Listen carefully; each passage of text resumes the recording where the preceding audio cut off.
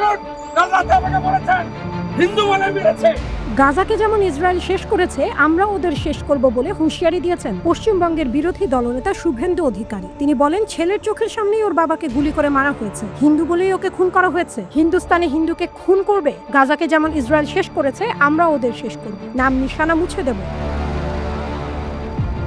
কাশ্মীর পহেলগাঁওয়ে পর্যটকদের উপর জঙ্গি হামলায় নিহত কলকাতার বাসিন্দা বিতান অধিকারীর মরদেহ বুধবার 23 এপ্রিল সন্ধ্যায় কলকাতায় পৌঁছালে উত্তপ্ত হয়ে ওঠে পরিস্থিতি। সেখানে সন্ত্রাসবাদীদের বিরুদ্ধে কঠোর হুঁশিয়ারি দিয়ে এসব কথা বলেন তিনি। এদিকে স্বামীর মরদেহ দেখে কান্নায় ভেঙে পড়েন বিতানের স্ত্রী সোহিনী অধিকারী। কোলে সন্তান আর গলায় শোকের ভার, তার অভিজ্ঞতা শুনে আবেগে ভেসে যান অনেকেই। নিহত বিতানের 2.5 বছরের ছেলেটি তার বাবার মর্মান্তিক পরিণতি প্রত্যক্ষ করে হতভম্ব হয়ে পড়ে। শিশুটিকে কোলে নিয়ে বিতানের স্ত্রীর কথা শোনেন শুভেন্দু। কান্নারত অবস্থায় বিতানের স্ত্রী বলেন, ছেলের চোখের সামনেই ওর বাবাকে মেরেছে। এরপরে ক্ষোভে ফেটে পড়েন বিরোধী দলীয় এই নেতা।